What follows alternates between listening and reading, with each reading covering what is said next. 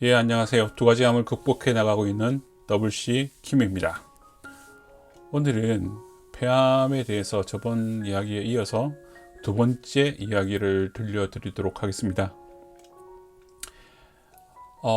제가 두 가지 암, 폐암과 십자가암을 앓고 있는데 이 두 가지 암에 대해서 어떻게 극복해 나가는지 환자 입장에서 이야기를 들려드리고 있고요.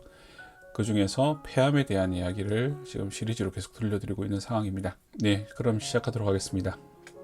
먼저 제가 저번에 설명드린 내용을 좀 더 중요한 부분이라서 반복적으로 이야기를 드리겠습니다. 먼저 비소세포암, 즉 소세포암과 비소세포암으로 폐암이 나뉜다고 했고, 소세포암은 16%, 그리고 나머지는 비소세포암인데, 비소세포암의 폐암의 병기를 무엇을 가지고 결정하느냐, 왜 중요하냐에 대해서 설명을 한번 드렸고요. 다시 한번 언급을 드리면, 일단 폐암의 병기는 생존율과 완치 가능성, 그리고 추후 환자 입장에서 어떻게 내 병이 전개될 것인가의 확률을 예측하는데 아주 중요하다고 생각을 할 수가 있습니다. 그래서 제일 중요한 게 일단 폐결절의 수가 몇 개가 있느냐. 한 개가 있으면 아무리 크기가 크더라도 2기 B일 가능성이 높고요. 그리고 2개 이상이 되더라도 같은 엽에 있으면 2기 B 정도에 끝날 수가 있으나, 만약에 다른 엽에 있다면 이것은 3기가 넘어가는 상황이 될 수가 있고요. 뿐만 아니라 림프절의 전이 여부도 아주 중요한 요소입니다.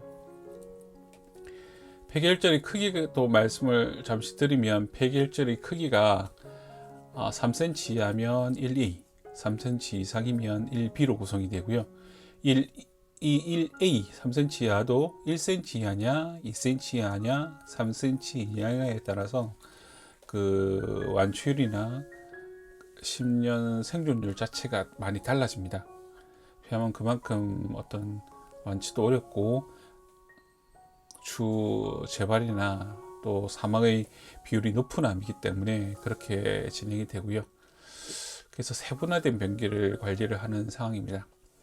어쨌든 그 크기가 폐결절의 하나라면 아주 중요하기 때문에, 오른쪽에 제가 보여드리는 빨간 테두리가 있는 것으로 보시면 1기 같은 경우에는 5cm 이하 하나일 때, 2기 같은 경우에 7cm 이하고 림프절이 없을 때 2기 A로 볼 수가 있다는 것입니다. 그리고 다음의 중요한 것은 림프절의 전이 여부입니다. 폐결절의 개수도 중요하지만 림프절의 전이가 있느냐 없느냐에 따라서 전이가 있으면 2기 B 또는 3기 A로 넘어가게 되고요. 타장기의 전이 여부가 있으면 4기로 넘어가는 상황이 발생을 하게 됩니다. 수술은 1기, 2기 그리고 3기 A에 치료를 하는 경우가 있고요. 1기 중에서도 4cm 이하는 항암을 잘 하지 않고 4cm 이상이거나, 그리고 3기 A 또 그 이후 기수일 때는 항암 치료를 시행하게 됩니다. 그리고 방사선도 수술을 하기가 어려운 나이가 많으신 노인 환자든가 또 폐 기능이 많이 떨어져 있는 환자 같은 경우에는 수술보다는 방사선으로 치료를 진행을 하기도 합니다.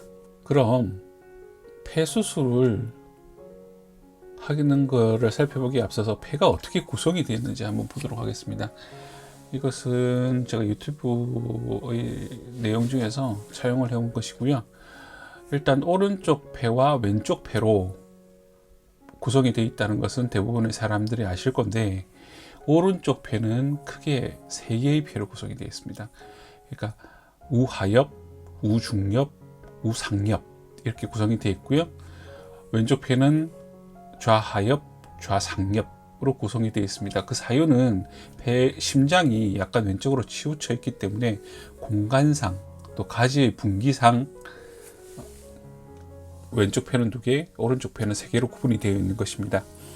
또 오른쪽 폐의 3개 중에서도 우하엽을 보시면 그 우하엽은 다시 5개의 세그먼트로 나눠지고, 우중엽은 2개의 세그먼트, 우상엽은 3개의 단위 조각으로 나누어지게 됩니다.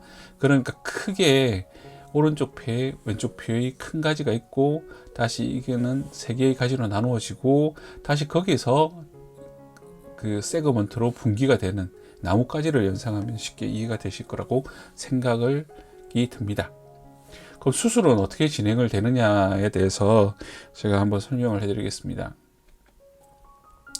폐암의 수술은 일단은 앞에서 살펴봤지만 어떤 폐의 요소 중에서 가장 가쪽에, 서남 쪽에 가쪽에 위치한 사람을 잘라내서 그냥 쐐기로 잘라내는 수술이 있고요. 그러니까 도려낸다고 생각을 하시면 되고요. 그리고 아까 앞에서 살펴봤을 때 우하엽, 우중엽, 우상엽이 각각 5개, 2개, 3개로 구성이 된다고 그랬잖아요. 그 각각의 구역을 잘라내면, 그러니까 우상엽을 잘라내면 예를 들어 폐엽절제, 우상엽 중에서 하나 내지 2개 세그먼트를 잘라내면 구역절제 이렇게 구성이 되고, 오른쪽 폐나 왼쪽 폐를 전체를 잘라내면 전폐절제라는 수술로 지칭을 합니다.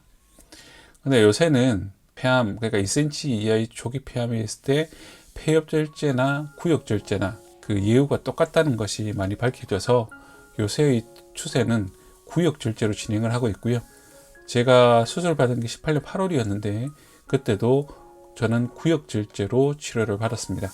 그 구역절제에 대해서 그 안전율이나 이런 것들은 제가 다음에 한번 시간이 되면 알려드리도록 하겠습니다.